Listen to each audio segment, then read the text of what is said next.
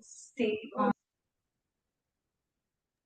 Hello, I think we can start. We have enough participants.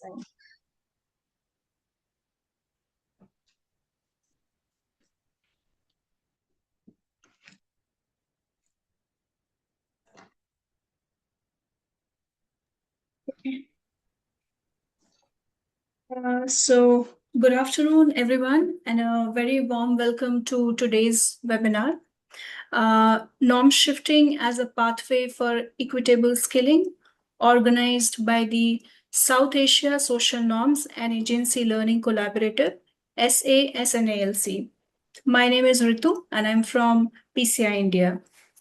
Before we begin, I would like to briefly introduce the South Asia Social Norms and Agency Learning Collaborative, which is a platform of researchers, practitioners, and institutions working to advance evidence and learning on how social norms shape people's lives and how norm shifting interventions can be designed, implemented, measured, and scaled across various sectors. We are delighted that you all have joined us as we mark UNESCO's World Youth Skills Day 2026, celebrated globally under the theme Skills for a Shared Future. This year's theme highlights the importance of technical and vocational education, digital literacy, AI, green skills, and social emotional competencies needed to navigate a rapidly changing world of work.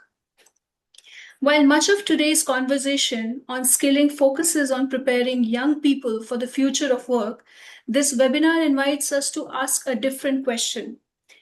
Who gets to choose that future in the first place, and how are those choices shaped? We all know that India is home to approximately 36.7 crore young people aged 15 to 29 years, representing about 25.8% of country's projected population in 2026, presenting an extraordinary opportunity that we have. A skilled workforce is essential for economic growth, innovation, productivity, and building an inclusive future. Over the past decade, governments, civil society organizations, and the private sector have made significant investments and efforts in strengthening India's skilling ecosystem through initiatives such as Pradhan Mantri Kaushal Vikas Yojana, PM Vishwakarma, and the National Apprenticeship Promotion Scheme, among many others. Access has definitely expanded, qualifications have diversified, digital learning has grown, and workforce readiness has become a national priority. Yet, one important question remains: are we investing enough in addressing the social norms that shape young people's choices? To be more specific, why are young women overwhelmingly represented in sectors such as beauty and wellness, apparel, or caregiving, while remaining significantly underrepresented in technical trades such as manufacturing, renewable energy, construction, power, mining, and emerging digital sectors? Why do many young men hesitate to pursue careers in caregiving, early childhood education, or nursing despite growing demand? And why do many young people who complete training in non traditional sectors struggle to transition into employment or leave the workforce soon afterwards? These questions are not only about occupational segregation, they also speak to who accesses skilling opportunities, who completes training, who secures decent work, and who is able to sustain and progress in their careers. The answer often lies beyond the design of skilling programs or the indicators we use to measure, these parameters of success. It lies in the social environment in which career decisions are also made. Long before a young person enters a training center, their aspirations and choices have already been shaped by conversations at home, expectations from parents, advice from teachers, perception of what their peers are doing, concerns around safety and mobility, the employer preferences, and deeply held beliefs about what is considered an appropriate occupation for a young man or a woman. These influences are what we call as social norms, the shared, often unwritten expectations that shape behavior because people believe others expect them to act in certain ways or the appropriate ways. They influence not only whether young people participate in skilling programs, but also which skills they choose, who supports these choices, whether employers recruit them, and whether they remain in the workforce. This is why today's discussion is not simply about skilling or the skilling programs. It is about understanding how social norms influence every stage of the skilling journey, from aspirations to enrollment to learning, placement, career progression, and long term retention. When we look at the evidence, we find an important paradox. India, for sure, has made considerable progress in expanding access to skilling. Yet, women, or young women rather, continue to be concentrated in a limited number of traditionally feminized trades, remain underrepresented in many high growth and technical sectors, and often experience lower wages and lower workforce participation, even after acquiring skills. At the same time, young men also feel constrained by expectations around masculinity that discourage them from entering care oriented professions or pursuing unconventional career pathways. These patterns are not simply the result of individual preferences, they reflect the social context that rewards certain career choices while discouraging others. This raises an important question for all of us today. Can we truly achieve equitable skilling if we focus only on training, curricula, employability, and placement without addressing the deep rooted social norms that shape aspirations, choices, opportunities, and long term participation in the workforce? That is precisely what today's webinar seeks to explore. Through our panel discussion today, we will examine how social and gender norms influence aspirations, participation, and employment outcomes, what practitioners are learning about shifting these norms through their implementation, how institutions, employers, and the broader skilling ecosystem can respond to normative barriers. What will it take to move beyond access towards a truly equitable skilling ecosystem in India? We are privileged to have with us distinguished speakers from renowned organizations who have been working at the intersection of youth development, skilling, gender, and social norms. Drawing on experiences from communities, institutions, and the broader ecosystem, they will help us understand not only the challenges but also the pathways for change. With that, it is my pleasure to introduce our moderator for today's panel discussion, Ms. Shahanur Akhtar Chowdhury, who is a feminist scholar practitioner, senior gender expert, and anthropologist with over 2 decades of experience across humanitarian and development contexts in Bangladesh, Myanmar, Iraq, and beyond. Her work spans gender and social norms, sexual and reproductive health rights, gender based violence, women's leadership, disability inclusion, and evidence based advocacy. Today, she brings this wealth of experience to guide our discussion on restrictive gender and social norms, how they are shaping young people's aspirations, skilling choices, and pathways into non traditional future ready work. I now invite Ms. Chaudhary to moderate today's panel's discussion and help us reflect on why addressing social norms is central to building a more inclusive and equitable skilling ecosystem. Thank you, everyone, once again. Ms. Shanun, and over to you. Thank you. Thank you so very much, Ritu. It is my great pleasure to be here to have the discussion with you all. And I'm very honored to invite our three panelists here. We have Shreya Agarwal, researcher, social norms and gender from Pratham Education Foundation. We have Ishani Bhattacharya, Gender and Workforce Development Specialist from Quest Alliance. And we have Shruti Nivedita Khande. She is Program Lead from PCI India. Now I'd like to invite you to introduce yourself and the kind of work you do briefly. Over to you, Shreya Agarwal. Thanks, Chan. Thanks, Ritu, for this opportunity. Hi, everyone. My name is Shreya, and I work as a lead of MME and research in the skilling vertical at Pratham Education Foundation, where we're engaged in providing vocational skilling, training, placement, post-placement support to youth between the ages of 18 to 35.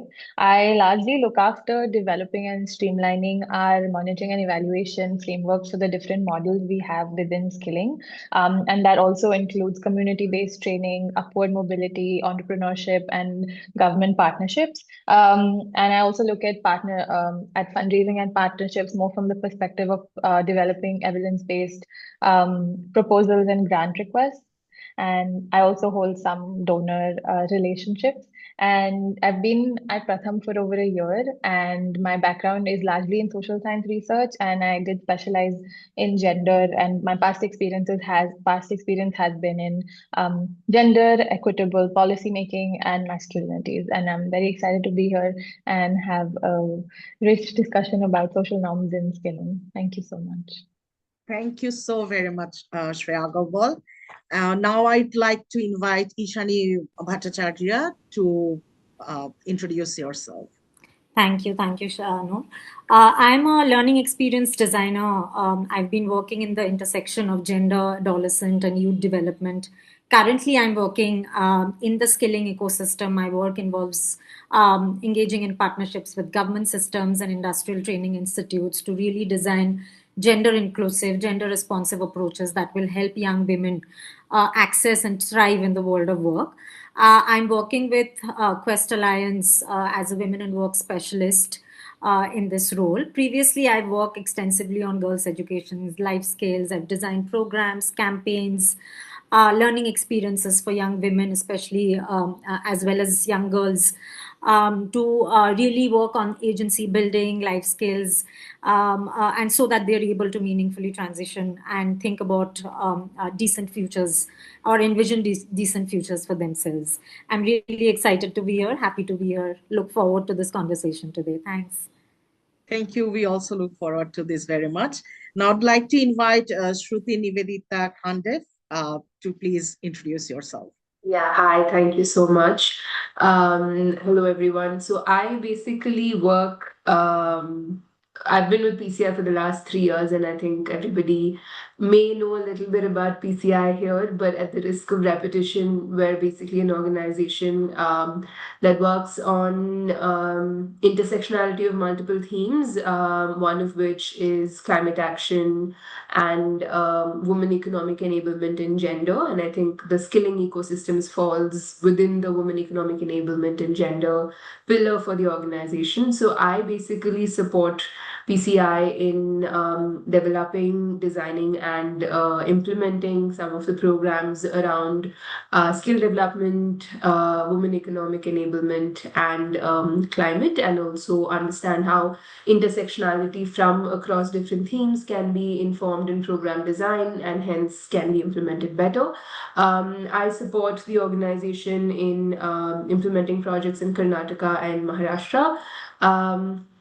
And I think we have done one, we are not a skill based organization, but we have done one major project a couple of years ago, and that was the foundational work for the organization. But I have worked in the skilling space a few years earlier.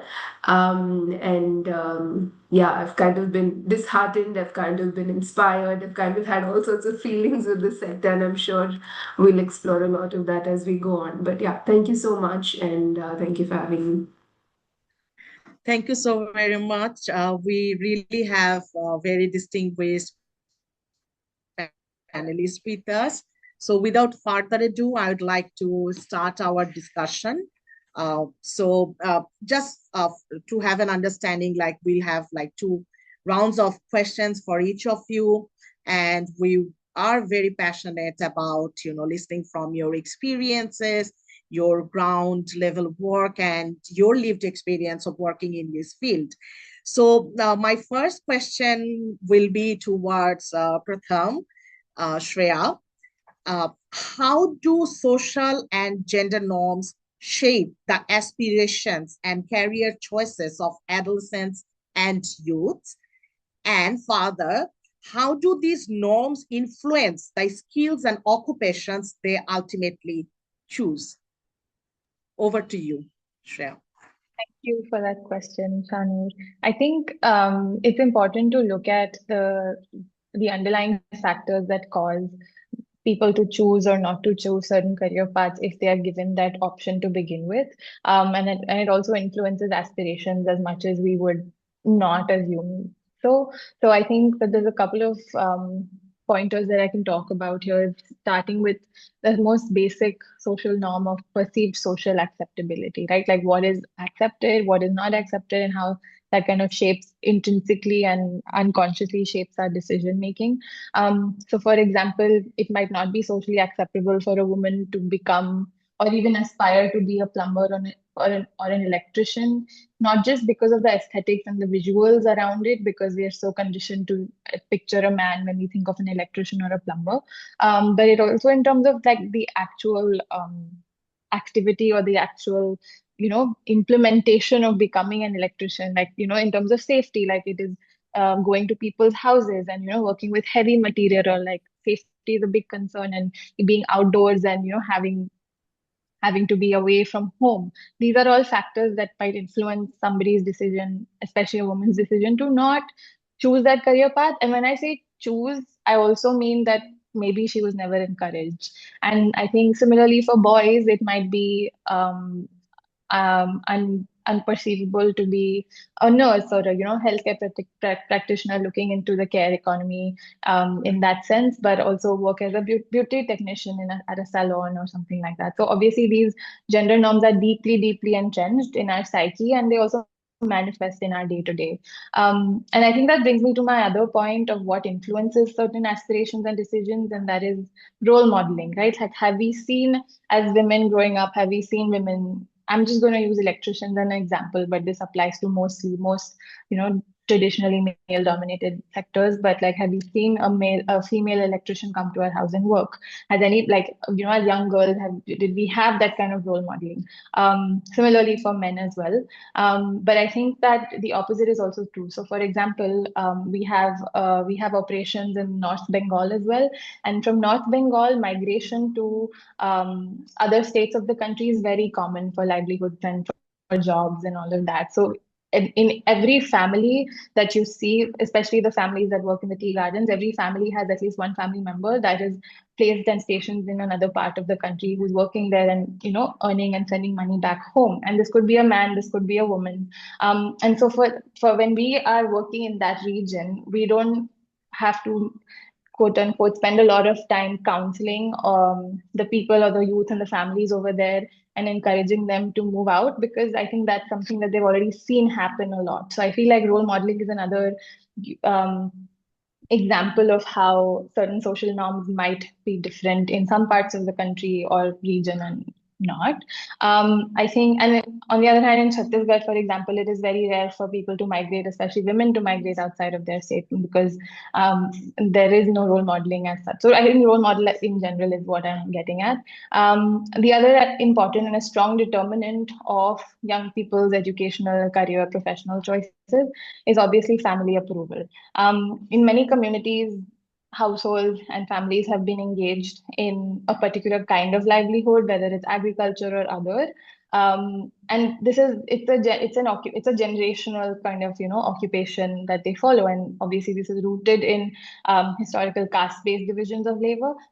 But then these also influence present-day decisions and choices that people make.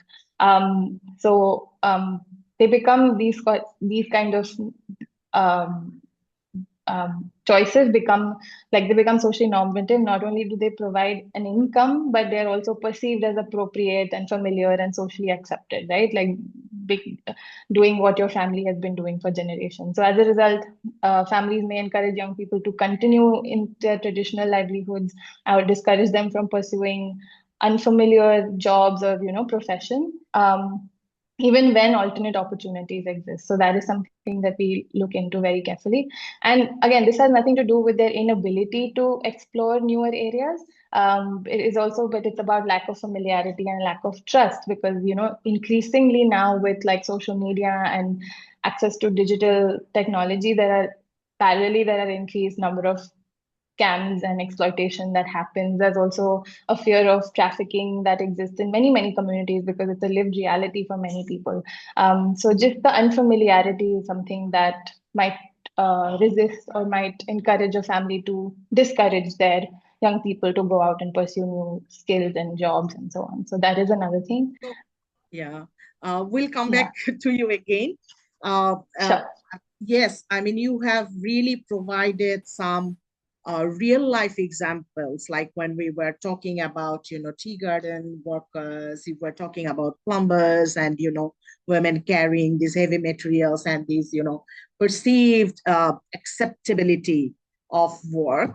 So based on what you have said, we want to go farther from there. And I would like to request Ishani to come and open her mic and just discuss around this, like once young people enroll in skilling programs, how do social and gender norms influence their participation, confidence, learning, experience, and completion of the course? So now from the, from we are now around this participation in skilling program, and how do you experience that? Thank you, Shanur. I think I'll be speaking from the perspective of Quest Alliance's experience of working with government ITIs and National Institute of Skills Training across 8 states since the couple of 7 to 8 years now. And we've closely worked with learners, educators, institutions, industry and employers and state departments to really understand what enables or what continues to prevent young women to transition into the world of work and even accessing skilling for that matter. So to really answer your question, I think enrolling in a skilling program is only, sort of the first step. And like Shreya's mentioned, that there are so many, norms that continue to perpetuate. Either they disable women, they really stop women or young women from accessing, the kind of courses, from accessing institutional spaces, from transitioning to the world of work. So really, to answer your question, social and gender norms don't really stop at institutional gates. They continue to shape the learner's confidence, her participation. They continue to, impact her aspirations and ultimately whether she can even transition into meaningful or decent work. So I think particularly in our experience, what we've noticed is that young women specifically, these norms operate simultaneously at the level of the self, then the household, then the institution, and eventually the labor market. And so even after enrollment, women continue to negotiate these expectations around what kind of work they, is even considered appropriate for them. And the world of work is extremely fluid and complex. And now with giants like AI, automation coming in, it is becoming very, very precarious. And it's sort of, even though it's impacting what the earlier notions of traditionality was, but I think at the level of the self, the learner or the young person is still operating from a very sort of what women can do, cannot do, and the concept of traditionality is heavily impacting her, ITI selection, trade selection, what kind of courses she should be doing, her ability to speak up confidently, even willingness to participate in exposing in spaces that give her exposure to industries. Like I work with young women who, even if they have opportunities to access on the job training, it is a mandatory sort of a provision for all ITI learners to have OJTs exposure. But learners, especially women learners, they hesitate from going into factory floors where they're predominantly led by men. There are more men on the floors. They're not used to such situations, so they really hesitate in accessing those spaces. So a lot of their choices and decisions are impacted. And eventually, I think it's also about what Shreya was saying, role modeling. If they are not able to see themselves as really capable of entering future facing or non-traditional careers, they won't be able to. They really won't make those choices of entering courses or trades which they perceive is not made for women. And really, to speak from our experience and also what data says, that nearly 24 lakh students enter ITIs annually, but only 13% of them are women. And even out of that, women are really in low demand courses. They are in traditional courses that have really low market demand. They don't have mobility for growth. So we see all of these realities playing out in the lives of women. I think the second point that I wanted to talk about is that learning does not happen in isolation from family and community. So many learners really continue to negotiate familial permission, mobility, safety, and household responsibility while pursuing training. So this really naturally affects their attendance, their ability to go for internships, OJTs, their ability to really come for placement fairs, melas, etc., and eventually their ability to even accept a job offer. If the job offer is not located in the vicinity of where they are located, if there is a safety issue, mobility issue, they most likely it acts against them. So I believe that this conversation cannot remain only with learners. It needs to really include the powers that be it like family, parents, trainers, institution, and even for that matter, employers and industries. who all actively need to become duty bearers in enabling women's workforce participation. Yeah. Um, do I have one more minute? Well, yeah. Yeah. Yeah, we can come back to you again. You have really brought, I really liked that this negotiation, communication that are happening at individual level. Although you can onboard a person in a skilling program, but this negotiation actually happens in every stages until someone gets a job, even at the job sector, even when they are placed in a job, there are also these negotiations happening all the time. And you were also mentioning about these, futuristic jobs or the giants like ITs, and in the age of AI. So how there are still these role models like who are men. I mean, where do we see more women in these areas? So thank you very much.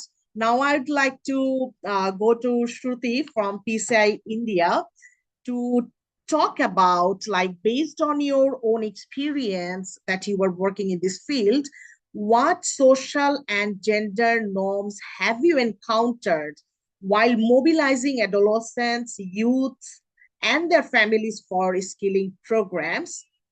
And how have these factors such as reference groups, social approval or disapproval, and community expectations influence this participation? These questions are based on, Shreya's and uh, Ishani's, experiences, and we want to build on that. And I would like to invite you to open your mic and talk Yeah, about. no, thank you so much. So I think fundamentally, I think everything that Shreya has said from the perspective of Pratham or Ishani saying from the perspective of Quest, I think the problems are pervasive in the sense that every sector, every locality, every community that you take, mobilization, when you talk about women participation in work, or even if you take youth participation with respect to non-traditional sectors, I think the challenges are somewhat similar in what we've been speaking about: traditionality, role modeling. All of these are, of course, factors. And I think one of the important thing is also around mindsets. I think fundamentally, whether while and I think mindsets are also linked to norms in that sense, right? Like, we always refer to skilling and aspect, like there's a huge gap between what youth aspire for and what skilling is available, like even systemically what skills are available for people to uptake. And then we further talk about participation, right? Like, so for example, most skilling for even within ITIs, if you see like the kind of courses that are available for women and the kind of courses that are available for men, there is a stark difference. Women probably only have maybe, I don't know, 20-25 courses, but men have close to 100-150 courses. So even when you talk about vocational skilling, which has been a very traditional fundamental form of intervention within skilling that has happened, we see that the gender roles or the kind of roles that are offered are systemically only like curtailed by design. Whatever programs are being implemented itself put certain boxes or frameworks within which women can operate or men can operate, right? So that in itself also propels how individuals think and propels how communities think, because they fundamentally believe that a tailoring course is only available for women, because that is how even program designs have been curated in that sense. So while one is that as communities and as individuals, we don't see role models. Second is also those institutions which allow us to enter into skilling also only show us very limited pathways towards, upward mobility. So I think that in itself, in the nature of mindsets, there is a problem, I think, at both ends, that the mindset is very fixed. And even when you talk about mobilization, people always ask, what kind of jobs will I get if I do this particular course, right? And that clarity often is not existing. in the kind of roles that are in the mass skill programs that are designed. There are a few organizations, of course, which, and I think more NGOs are also coming into the picture, which are offering some futuristic courses and are offering some avenues. But then again, that requires a lot of behavior change, not just from the community's end, but also from the employer's end. Like we are also exploring avenues towards green skilling and solar skilling. Now we are also saying that we would like more women to be part of these courses, right? But as the world is moving towards renewable energy and green skilling, technical expertise is becoming important, and women cannot miss the bus. They have to be part of that ecosystem. But how many companies are actually open to having women on their factory floor? And also many companies are also bringing forth a lot of mechanization in their process. So when roles also become technical, how do you enable gender agnostic skill sets that actually help participation, like help an increase in participation, right? And I think so I feel like interventions have to happen at multiple ends, both from a systemic perspective, from an employer perspective. When we say that, you know, women or men don't see themselves in certain roles, those roles are designed by somebody. So I think it's important to question whether, when we talk about change, and there are like even in within India, Kerala has courses which, like, where women are, you know, offered courses around plumbing and masonry and construction work. So if it can happen in one part of the state, and I know Kerala is always the exception in these kind of stories, but it is possible in other parts of the states as well, and other countries, and there are World Bank programs which also align towards this. So I think it's important to look at design when we talk about mobilization, and I think that would help break some of these gender norms. Thank you very much, Shruti. I really appreciated these uh, examples that you make, like youth and young people. Women have aspirations, but then what are the available skilling programs are there for them, and then whether they can participate. So there is this, you know, linear linkage, and the mindset that you talked, which is also linked to social norm, is very important, because otherwise we cannot, you know, make this systemic change that you are talking about, you know, working at multiple levels, like from organizations through service providers to training providers, that also include the community to change this mindset and all. So this is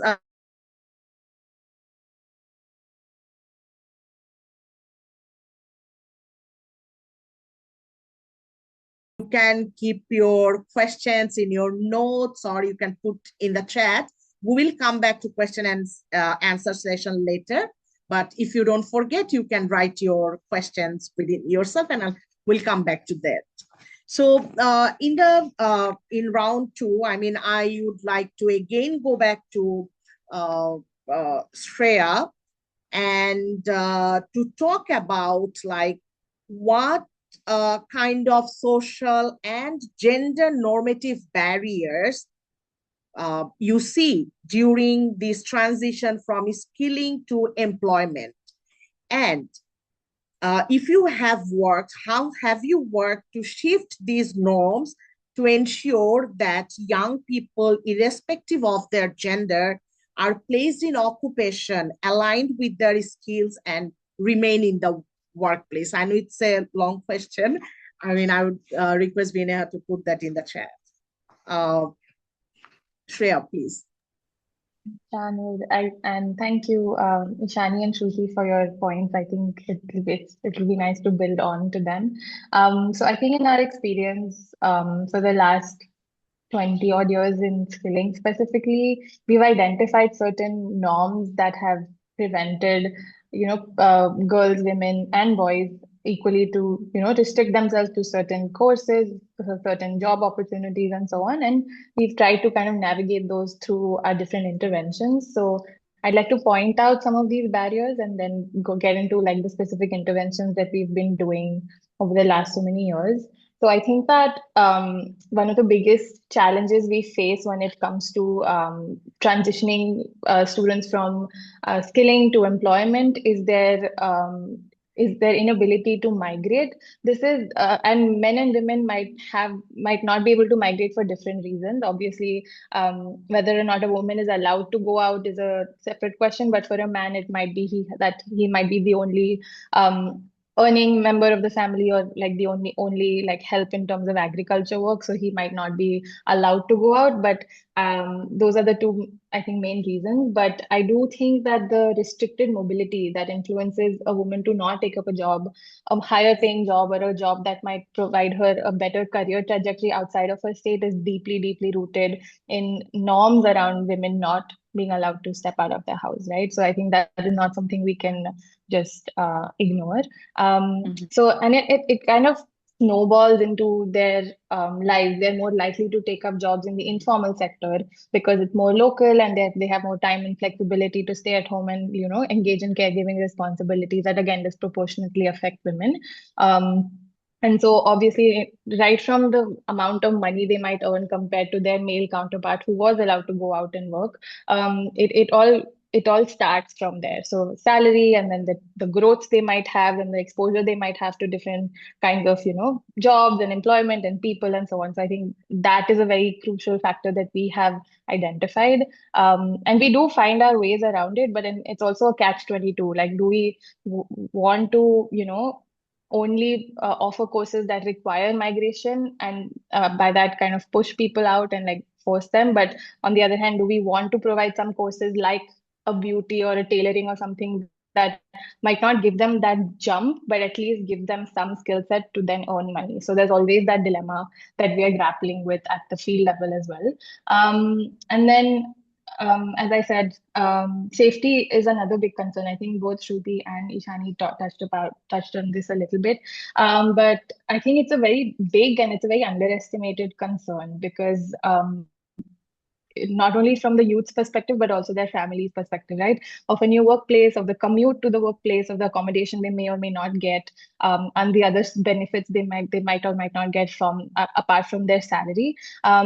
At the same time, employers also restrict the hiring of women in for certain roles, as we said, not in like a workshop, because again, they are more liable to keep them safe, and they might not want it. It might affect productivity and so on. So they have their reasons, and I'm not saying they're justified, but it's again from a supply side also, there is there's a choice that happens, or a decision that is made as to who to hire, and it is solely based on a gender identity as opposed to skill, right? Because it doesn't even get to that point where they assess you on your skill set. So that is another thing. And then also first generation, a lot of our learners and students are first generation learners, right? So transition for them into formal employment is also a very big challenge, because they don't have that kind of exposure or experience of a formal workplace and what the norms might be. And they might also struggle to navigate expectations around communication, professionalism, hierarchy, and things like that. So I think those are also something we should look into. I'll just quickly, briefly touch upon the kind of Sure. interventions that we're doing. So we have a very heavy emphasis on counseling at each stage of the process, right from mobilization to placement. And by counseling, we mean our mentors and our trainers are trained to mobilize the youth, their families, and building that trust in the community, and all of that, so that they're rest assured that we're not an organization that come and going to swindle them or scam them. That is, I think, has been the biggest challenge among communities as well. And then we have a very strong employer network, and they're very well vetted. And only when they meet certain criteria do we onboard them as placement partners, and we have formal MOUs. So this kind of safeguarding the expectations that we set from them for our students. That's another one. And then there's a huge emphasis in our work on post placement as well, to kind of make sure that for a year after they complete training, that our trainers and our teams are in touch with them if they need second placement, if they need any kind of like negotiation, tactics and like workplace navigation, things like that. So those are a few things. And we also have dedicated career centers now that in 4 cities that are looking at migration and simulation, at helping students adjust the move from like maybe a remote part of the country to a more like tier 1, tier 2 city. So these are broadly the things that we work on when it comes to transitioning from employer to Yeah, employment. thank you, Shreya. I mean, these interventions like counseling, post placement counseling, and also these career centers, these are very important. I mean, if you want to retain, especially the young women in the job sector. And also, you talked about mobility and safety, which are really, really very crucial. And as you rightly mentioned, that most of the time it's, underestimated. And we do not have, like, perfect measures or measures on how to deal with those. I'll come back to that again when I wrap up the session. Uh, I would like to now invite Shruti to talk about a bit like beyond the choice of a skilling program, like how do social and gender norms within families, communities, and workplaces influence young people's participation, transition into employment, and continued engagement in the workforce that we have been talking. Yeah, I think, a lot of times we talk about meaningful work or decent work or dignified work, right? And these definitions are, of course, everybody has their own version of what this particular means, these words mean. But a lot of times, even say for someone who is engaged in agriculture, their families may not think agriculture is decent work or dignified work. Likewise, if somebody is engaged in waste work, they don't think, their children don't think that that is dignified work or decent work. So clearly across, I mean, at least in my experience, I feel like whatever the skill set of the youth may be, the aspirations of them are unmatched to that particular skill set that they currently have, and the expectation of a short term skilling program to bridge that gap to meet the future aspirations is almost unrealistic, in the sense that it will not happen, and hence you see a lot of drop offs from post skilling and post training, and there is a lot of need for counseling, and almost becomes a very push kind of intervention. I think, like, one of the things that is required is to really focus a lot more on social behavior change and understanding what we mean when we say decent work, what kind of aspirations do youth have, and kind of building a level playing field and enabling them to maybe move, one step at a time. And also, a lot of employers, I think, also need to be oriented on what kind of roles are available, and maybe oriented on hiring people based on aptitude and not gender. And there are studies also which talk about, like, when aptitude tests happen, there are cases where women fare better than men in aptitude tests, and indicating that, skill set doesn't have anything to do with gender, and if given the same kind of opportunity, they will be able to pursue and excel in that opportunity. So I think orientation also needs to happen around both the people who are hiring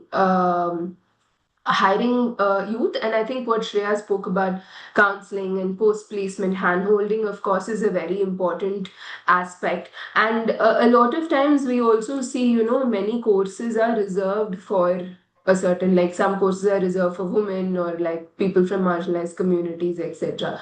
Now, while reservation of course helps both in terms of placement and in terms of, like, participating into certain ecosystems, but reservation without necessary clarity around what kind of jobs they can get, what kind of potential career pathways are there for their particular skill set, often leads to a lot of, like, mismatch in what they expect and what is actually realized, and hence a lot of dropouts happen. And we've also experienced in our programs where women specifically want jobs in their locality. They don't want to move out. Like, even if it is within 5 kilometers, they feel like it is something that they're unable to navigate, and families also don't support for that.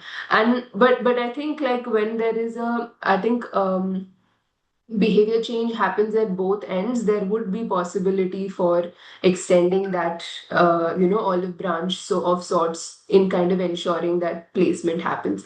And sometimes I also feel like, and I know that there are, of course, Pratham and Quest are experts in this space, and there are many organizations also who emphasize the importance of starting young, right? And like what 13 years of education doesn't do for you, you cannot expect a 3 month skill program to magically, solve all the problem. And I think the focus when we talk about career and career aspiration is to kind of bring it a little further down, not start at after, like focus on those who are unemployed, but focus on more on strengthening how people can become employed from a younger age, so that you can focus on workforce participation and retention in workforce for much longer. And I think, yeah, I'll just pause at that.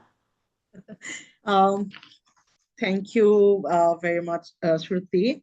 Like you said about gender identity, I mean, we have seen that gender identity plays a very important role, like what kind of work you want to give to women, to men, and to, gender diverse population.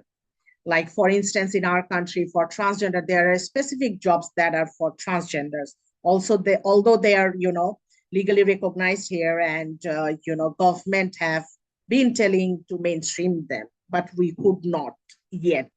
So this is an important point. And also, you that also connects to our previous panelists, like this mobility.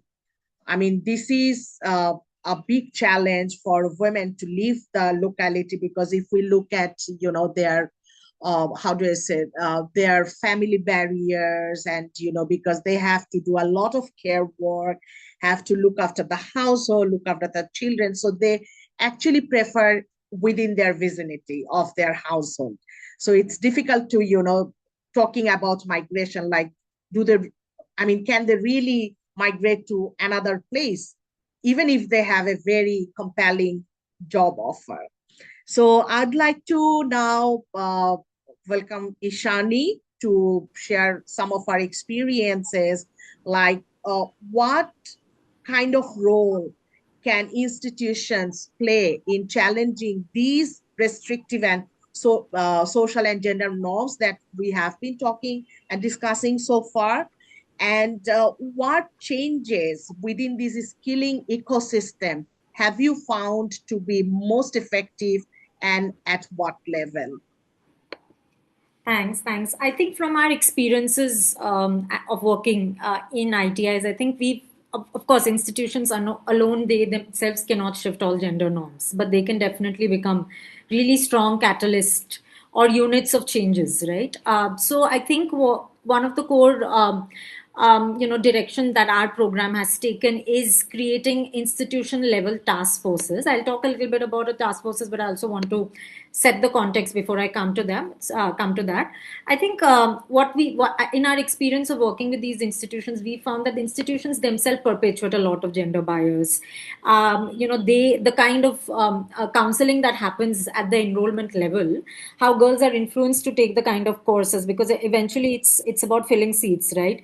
There is a 25 there are typically 25 seats per courses in government ITIs, women ITIs, and it's their mandate of the institute leaders to fill the seats, right? So the kind of counseling that really happens is definitely not choice based counseling. It is not very informed counseling. It is girls are almost manipulated into taking certain courses by giving examples that you won't be able to travel so far, you won't be able to go out, this is a work for boys, this is not for you.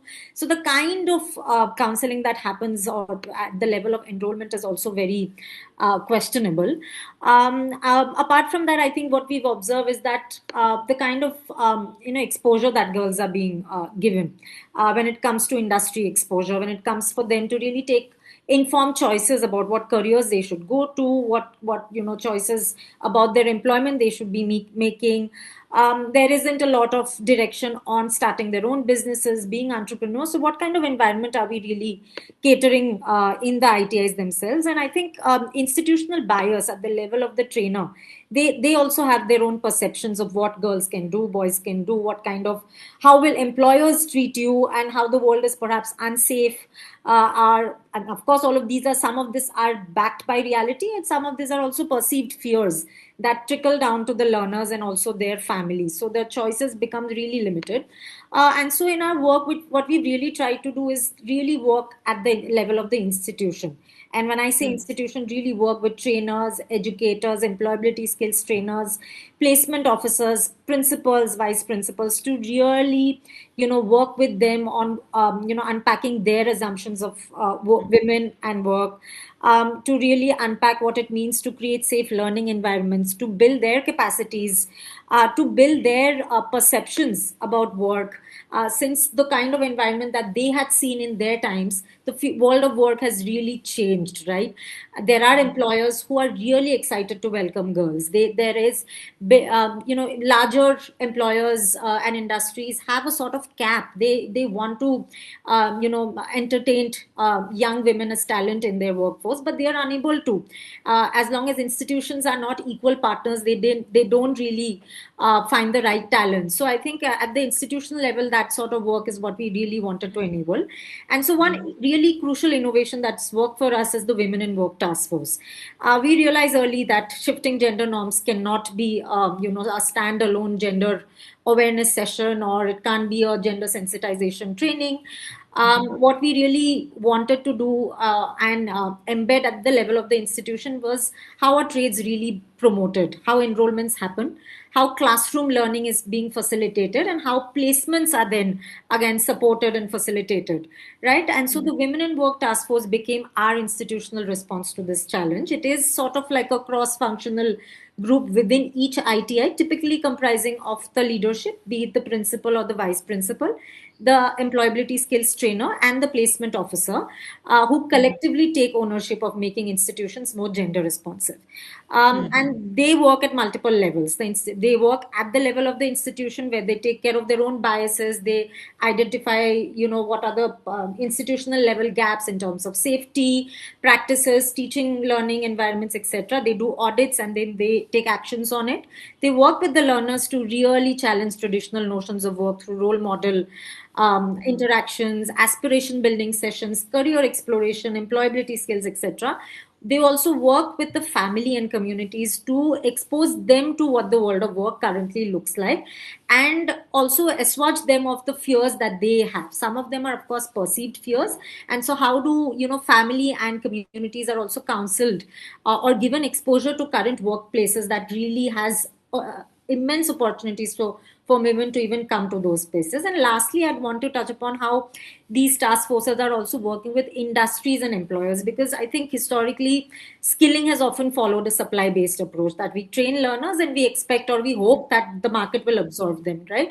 So instead of waiting for the market to really absorb them, how do we make our programs, our interventions, our curriculum, our practices really demand first, where employers, industries are not acting as consumers at the fag end of the journey, but also coming as co-creators into the entire learning journey. So the task force and the industry, collaboration from the ground zero is very, very important. And how industry is informing curriculum, pedagogy, how industry experts are coming into ITIs to really help learners do dialogues, scan the markets, do exposure visits, offer OGTs, apprenticeship, and of course, wage employment also. So I think these are some of the ways the task force is really leveraging the spaces where learners are, where trainers are, where family community are, and lastly also the labor market realities. And what we're really hoping that all of these practices will be mainstream at the state level, that this can influence also policy. Institutional actions can influence policy is what we're really hoping we will be able to do through our work with these task forces. Currently, they're active in 4 states: in Delhi, Gujarat, Kerala, and Tamil Nadu. And we're hoping to also scale this model across different states of the country. Yeah, thank you. Um, Thank you very much. actually what you have been talking about the task force, like if I look at this, I would also say this is a kind of space where the agency can be built. All these leadership skills, negotiation and communication skills, and how you really practice your agency, because you have been providing them with the tools like training, skills training, connecting to the providers. But to sustain that, to really to come forward with your agency, how you can uh like put into action your choices, these task forces are really, really important. And also that you were talking about these industry level interventions, specifically to shift the mindset and also to unlearn their unconscious or conscious biases towards different jobs attached to different gender identities. These are very important interventions, I would say. And with this, I would like to wrap up the round two. And if I look at what you have been, discussing so far, I mean, few themes came very prominently, like, these perceived social ac- acceptability, the perceived fear that you were talking about. These are very uh, uh, crucially linked to social norms, and also these role models, counseling, having family approval or disapproval, and there is this gap between aspiration, the available programs, and connecting them to the service providers, and on-job training and the retention of specifically women there. And also this care economy came here, family responsibilities, and these futuristic job opportunities, and how we can uh, give opportunity to the young women and other gender diverse population to come here and be engaged in this work. Mobility came here as an important issue, as well as the safety. I would like to add one more thing. Like, we have been talking a lot about workplace safety. Like, when we connect these women to different service providers, we also need to have this dialogue, like how safe the workplace is, because workplace sexual harassment or harassment, bullying, and other kind of discrimination are very, very prominent even in the West. So the whole world is talking about that. And when we talk about retention or workplace safety, I would like to bring one more issue, like these SRHR services, like sexual reproductive health services, menstrual health management services, as well as not only the counseling for career development, but also psychosocial counseling is also very important. Like, when you are too overwhelmed in your household with care responsibilities, then you have a job, sometimes it's so overwhelming that women need the psychosocial counseling or mental health and psychosocial support. So these are the few additions that I wanted to make. And thank you so very much. Again, we'll come back to you again with a question and answer. And I'd like to give the mic to Vineha to take it forward, and I'll come back again. Thank you very much. Yeah, thank you, Shanur, and all the panelists. I think the points were coming from multi, perspective, and I think very interesting ways of understanding how skills and social norms are coming, at an intersection, how they're related, linked. And I can see that the chat box is filled with so many questions, and we will come back to the panelists.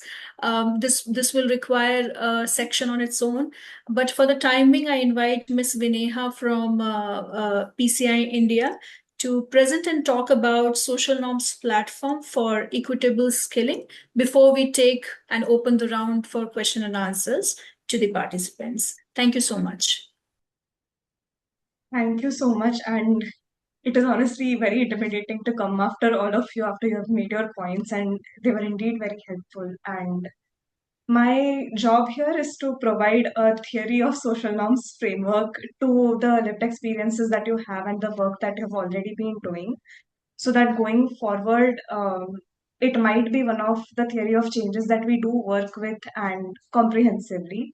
Let me be the only speaker who has a presentation, but it is a small one. Is my screen visible? Yes. Thank you. So, one of the first thing that comes to mind after everything that you have spoken is that skills have a social life. And there is a social life of skills framework where Carswell and Dinave had talked about from a study in India about the social processes, relationships, and ideologies that enable or constrain these people's access to skills and subsequently to employment, wages, satisfaction, and dignity, which kind of ties together a lot of your points. And here we would talk not just about gender norms, but also about caste norms, religion norms, perhaps geospatial access as well. Social norms would perhaps be only one of the processes that actually do influence the expectations and biases that we have. And therefore, it would perhaps be of use to look at skilling as a planned behavior and therefore situated within the theory of planned behavior that Asen had proposed. Here, within skilling, we looked at behaviors in terms of the barriers as enrollment in a skilling program. We talked about it as completion, as participation and completion in the skilling program. How do the environment and norms within the ITI itself perhaps influence the skilling outcomes? And lastly, we also see job placement and performance slash retention as one of the behaviors. In that case, for the theory of planned behavior, it is the intention to enroll, to learn, and to earn that eventually directly influences the behavior. At the back end of that, though, there are multiple moving factors that feed into each other that are simultaneously working. The three key factors are attitude towards the behavior, the subjective norm regarding the behavior, and the perceived behavioral control. Now, attitude, as generally understood, is a positive or a negative evaluation of a behavior. For example, like Shruti was saying, is this skilling program, if it is considered to be work that is not perhaps meaningful or not perhaps dignified, is my emotion towards it, is my evaluation of it positive or negative? We next have subjective norms, the central element of our social norms discourse, which can be broken down into descriptive norms. What do I see around me? What is prevalent? Are my friends and family pursuing the course? Do I have role models? Secondly, injunctive norms, or is it socially acceptable for me to pursue this course? I think Shreya mentioned in the very beginning, is it socially acceptable for a woman to become a plumber, for example? And lastly, we have sanctions. Will my group, whether be it my friends, my family, neighbors, etc., reward or punish me if I pursue this skilling course? Will it be encouraged? Will it be discouraged? What will be the sanctions? And lastly, we have the perceived behavioral control, which works hand in hand with the actual behavioral control. Do I have the efficacy and the agency to act on my choice? But the perceived behavioral control is the ease or difficulty in pursuing the skilling course. Now, it could be the content of its course, or if I feel as a woman that programming is entirely out of my field of ability and I perceive it to be very difficult, although that might not be the case. Now, subjective norms often feed into attitude, and attitude also feeds into subjective norms. Subjective norms feeding into attitude is something we know as internalization of norms, where we assume that the social discourse that exists reflects our individual preferences and choices. Secondly, the other way around, attitudes influencing social norms would be norming, the process of norming, where we influence our own attitudes and communicate it to our friends and family. And as these get repeated within groups, it becomes a social norm that is accepted. These eventually also influence subjective norm through the same process of interactive discourse within groups. Now, if we want to change these social norms, knowing that they exist within a very large field of society, how do we do that? And for that, the first step is measurement, because what gets measured gets addressed. What do we measure when we want to address social norms is empirical expectations, which is nothing but descriptive norms. What do we see around us? What is the prevalent behavior? We have normative expectations, which is the socially acceptable part of skilling. Is it socially acceptable for me to pursue this course? Is it socially acceptable for me to attend the internship training? Is it socially acceptable to take this job, to work late night shifts, etc., etc.? We have exceptions. In what case would I be willing to make an exception to the norm? In what case will I be willing to kind of challenge the norm? And that happens if the individual is adequately incentivized, perhaps, as one of the examples. Secondly, we have sanctions. What kind of sanctions what kind of sanctions exist? So, for example, we spoke of threats to life in the cases of safety, with the cases of digital harassment, etc., etc. So the sanctions could be as serious as that. It could also simply be discouragement from peers and family, but that affects your feeling of belongingness and social safety net. Lastly, sensitivity to sanctions. Is it something that will really bother me? And am I really affected by those sanctions? If they are not, then there might be room to negotiate and increase their motivation to comply with the new behavior. Now, how do we measure these? And this is the social norms exploration tool that the learning collaborators had developed quite a while ago.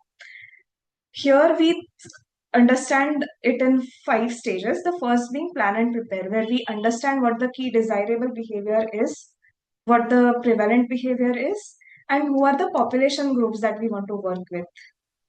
For example, from our large discourse so far, we speak of adolescent girls, we speak of migrated youth from marginalized groups. Now we identify the reference group. The step 2 would be to identify reference groups. That is the people who influence their opinion and participation in these skilling courses. And as Ishani, Shreya, and Shruti have already mentioned, it could be the trainers within the institutions themselves. It could be the family of that trainee. It could be employers. It could be role model celebrities from famous TV serials or movies for that matter. Then we would explore the actual social norms, which reflects back to the empirical expectations and normative expectations or descriptive injunctive norms that we spoke of.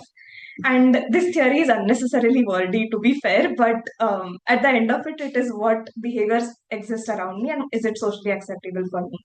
So we actually explore these social norms and the sanctions around them. Obviously, we analyze the findings, whether they are qualitative or quantitative in nature, and then we move into applying the findings to respond to our program design. And how do we do that is really a simple process that we understand in terms of 5 layers.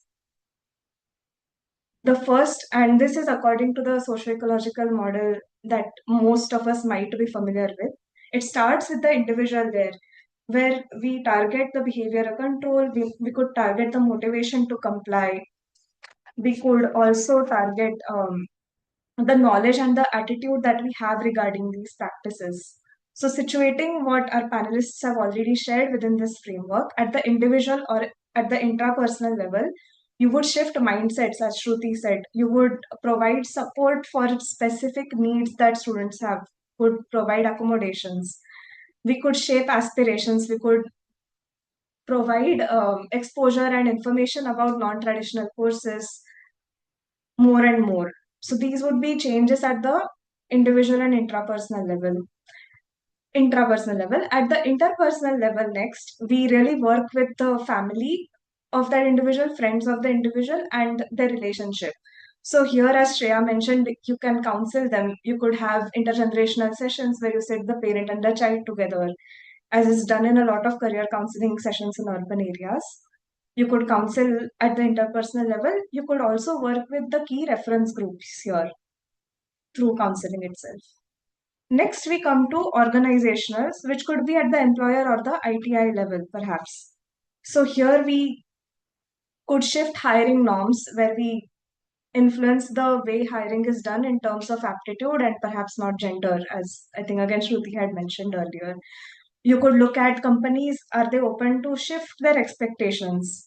We could look at how I think as Ishani had said earlier, you work with the employer network. I think Shreya also mentioned it as a work of Pratham. How do you work with the employer network to enhance the safeguards that you have in place so that there is a what do you call it, a safety net in terms for the trainees who are already coming from a vulnerable group. And you also extend, if possible, post placement support so that they are not into a new unexplored area completely on their own. At the community level, research is a lot more in depth because of the nature of social norms themselves.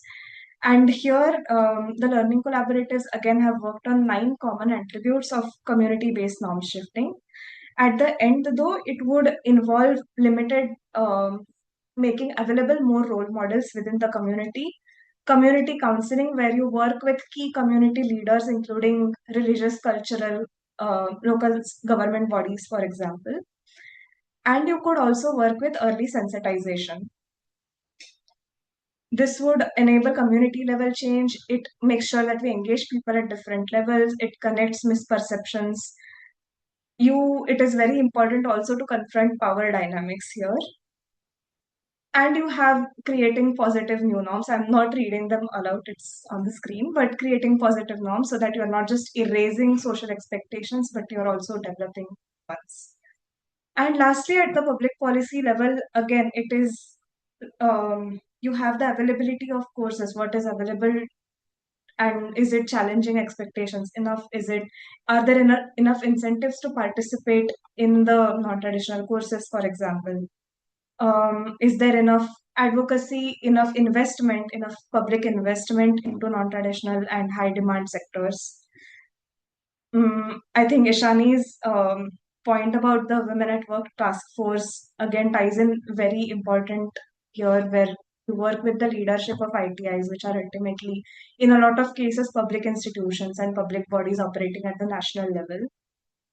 And when we work with all of these levels to change what is prevalent, to change what is socially acceptable, you ultimately have perhaps shifted norms. And there are a lot of things that have sort of glazed over because of paucity of time. But that is ultimately how all our efforts in skilling currently could perhaps be more aligned in terms of social norms shifting. Thank you so much. Thank you, Bineha, for wonderfully explaining, the framework in itself and how levers of social norms change can be used for norm shifting, especially when it comes to equitable skilling and also, really relating the point of view that has been provided by all of them while we were having the panel discussion. It really connects and it also gives us a theoretical framework somewhere that how and at what point do we understand the social norms, where do we actually hammer it, and where do we expect the outcomes. So it was really great learning from you. Thank you so much. Now I invite Ms. Shanu Akhtar to please, come forward and, conduct the Q&A session for all of us. I think we are filled with a lot of questions, and we can also Yeah. open the forum for further Yes. questions. Mhm.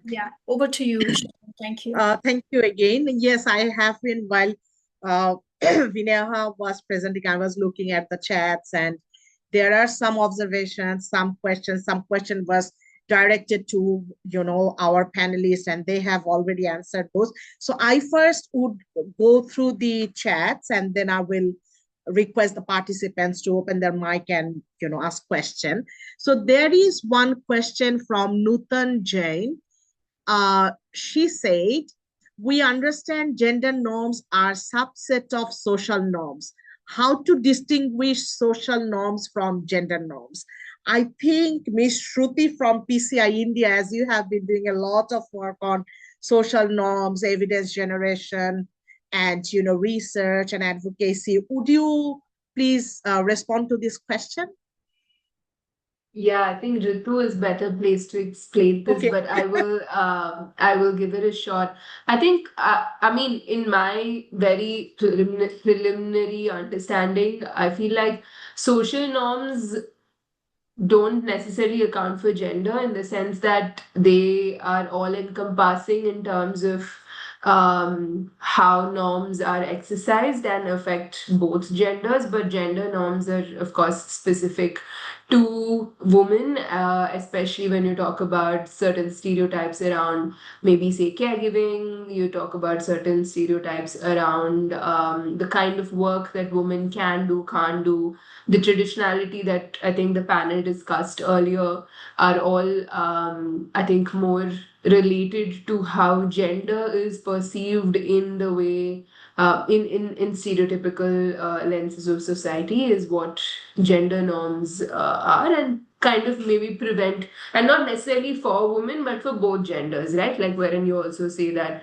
men can only do this and shouldn't do so and so, etc. So I think that is fundamental difference. But I think from an academic perspective, Ritu. Yeah, I think Shruti, you're there on point.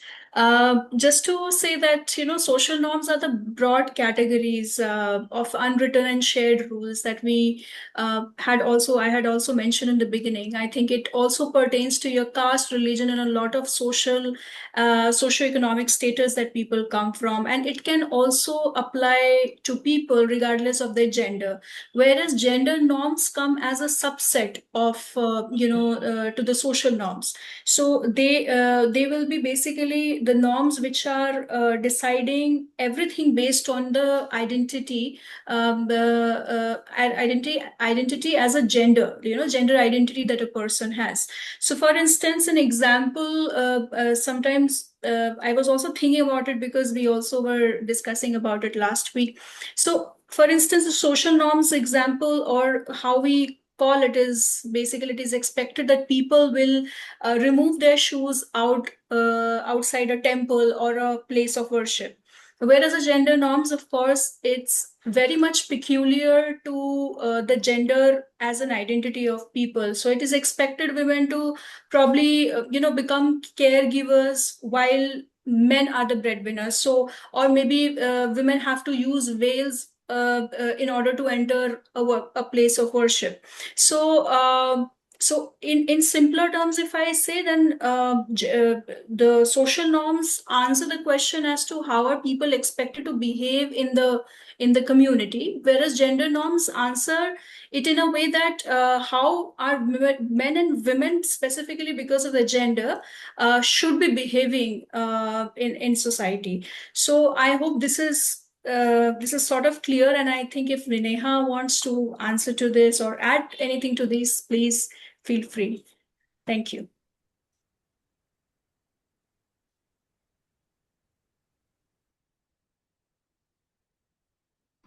No, I think I've summed it up well. Sorry. Okay. Um, and there's one Priyan, uh, Priyanshika.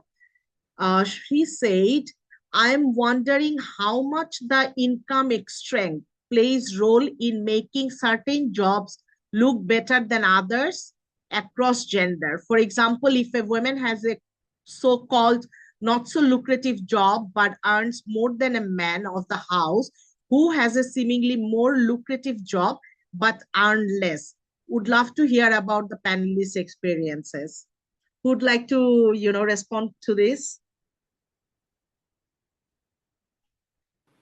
I can take a shot at this. I mean, I'm going to speak from my experience of what we really talk about. I think Shruti's also mentioned it, that we really forefront meaningful work and decent work when we work with women. We don't really, because the concepts of traditionality, non traditionality may take away what women, what that individual really wants out of their life, out of their career. A woman might want to, really go into a traditional sort of a work as long as she's deriving joy, she's earning safe wages, living wages, decent wages, she has opportunities for growth and mobility. I think it's fine, it should be fine with all of us, right? And it is not so. And different people, define lucrativeness, or happy career, joyful career in their own beautiful intrinsic individual ways, right? Like, I work with women who say that I don't want to travel 16 kilometers, then come home and then do the work that is expected out of me. I'd rather work from my own cloud kitchen, and this is the earning cap that I have set for myself, and this is how I want to grow.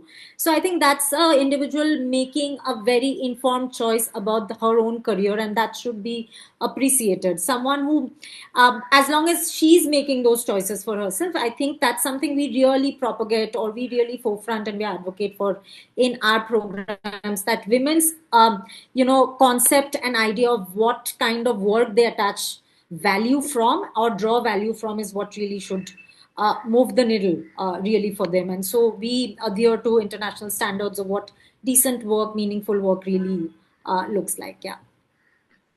Thank you very much. Now I'd like to, request the participants, if you want to ask a question, please open your mic, unmute yourself. And if you have any particular question for our panelists, you can ask them. We have 7 to 8 minutes, and for the closing, we'll need 5 minutes. So we have 2 to 3 minutes to run the question answer session for now.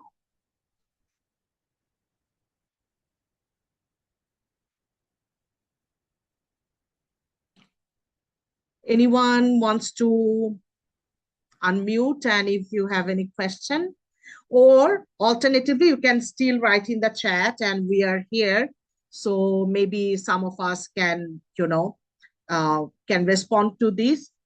There was one comment from Sunaina Walia. Are the programs reinforcing the gender norms to comply with social norms with reference to Shahnur's point of women's care work and mobility? I mean, if you allow me, I can, yeah, I can respond to that. I have been working during 2017 and 2021 with the Rohingya refugees in the camps in Cox's Bazar who fled from Myanmar. And I closely work with them from setting up these, women safe spaces to put them in that resilient, building programs.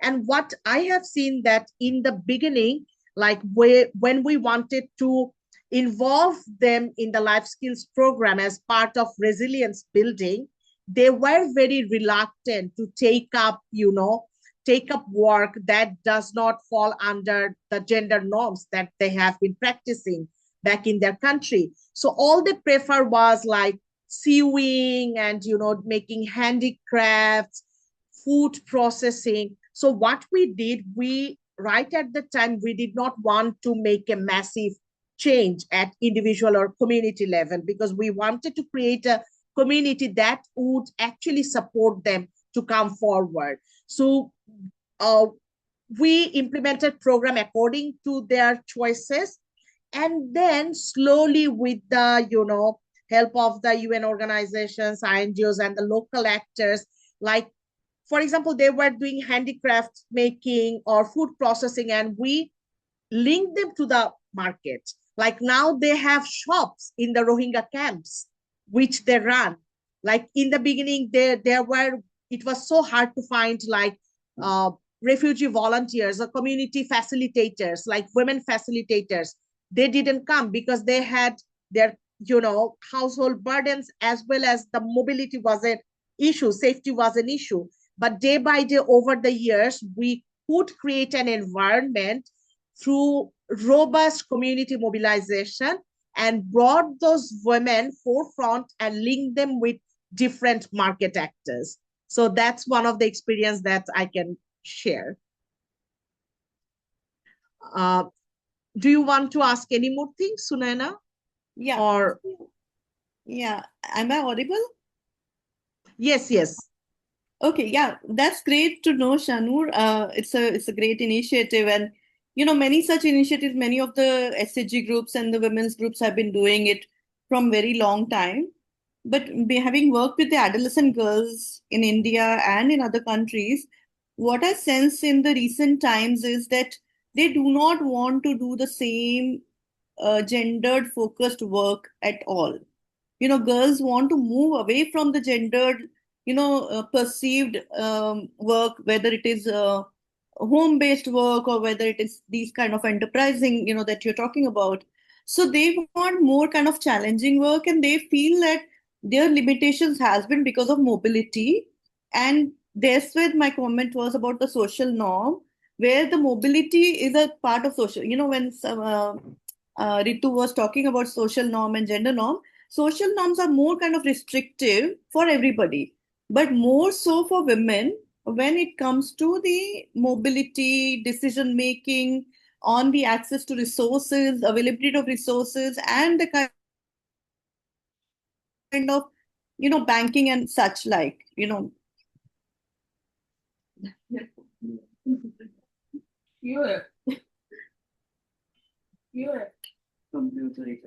I think somebody might be at her door. Okay. I think we are almost at the end of the program and running, sort of late. So I'd like to request Ms. Ritu to come and, close the session. Thank you, Shanur. I would now request rather Ms. Shubhangi from PCI, who works as a project associate with the SNALC, to come forward and give vote of thanks to finally conclude the webinar. Thank you. Hi, thank you for inviting me. I am Shubhangi Mishra. I am one of the team members of SANLC working as a project associate. I'm here to deliver the vote of thanks. First and foremost, our sincere gratitude to our distinguished panelists Ishani Bhattacharya, Shruti Nitya Kande, and Shreya Agarwal for sharing their valuable insights, experiences, and reflections.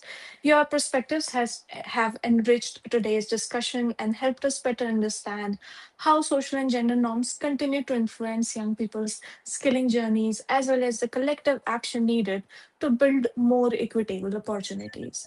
A special thank you to our moderator Shahnoor for expertly guiding this conversation and bringing together diverse viewpoints in such an engaging and thoughtful manner. We are also deeply grateful to all our participants. Your presence, thoughtful questions, and active engagement made this discussion truly meaningful. Finally, thank you to the entire SSNALC team, Vineha, Ritu, and at the back end, Anukriti and Chaila for their efforts in conceptualizing and organizing this webinar and making it such a successful endeavor.